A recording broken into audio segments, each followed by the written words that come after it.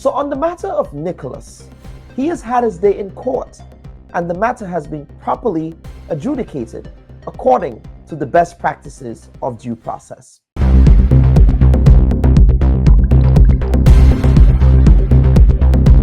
Now, last week, we raised several issues concerning the case involving returning Grenadian national brand Nicholas, who was charged in 2023 for the allegation of illegally importing firearms into the jurisdiction from the United States in 2022. Reporting by some local media outlets suggested that the police prosecutor's office dismissed the charges against the accused without any rhyme or reason.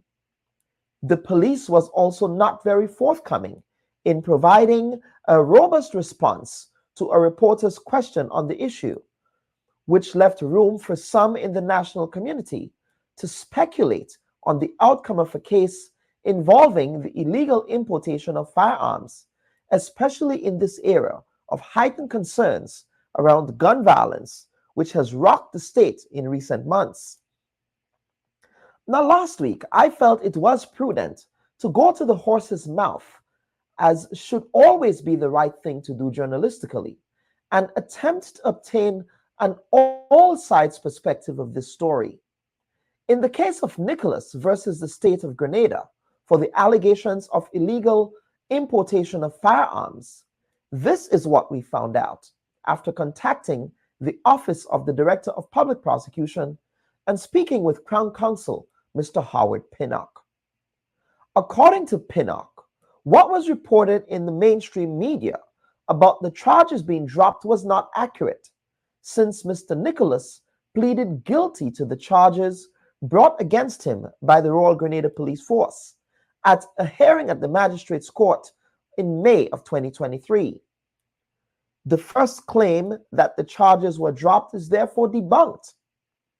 Secondly, following Nicholas's guilty plea, he was then fined a maximum sum, that is, of 20,000 EC dollars, which he was expected to pay forthwith or face imprisonment. Nicholas is claiming to have written to the Office of the Commissioner of Police requesting permission to have the firearms imported into Grenada. Police prosecutors allege, however, that he proceeded with the importation of these firearms before getting clearance or without getting clearance from the RGPF, which resulted in the nature of the charges brought against him in the first place. Now, according to Section 20 of the Firearms Act, any person who is not in possession of a firearms license shall be fined or imprisoned, depending on the circumstances under which they were to be found in possession of these weapons in the first place. Section 20 states it is a fine of not less than 40,000 and not more than 20,000, or imprisonment of not less than 2 or not more than 5 years, respectively.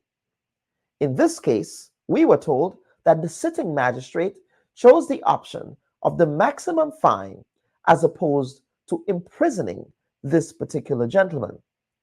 Under the current sentencing guidelines, if the offense is a first offense, as it is the case here involving Mr. Nicholas, the magistrate may opt to impose a fine to be paid immediately instead of sending the accused to jail.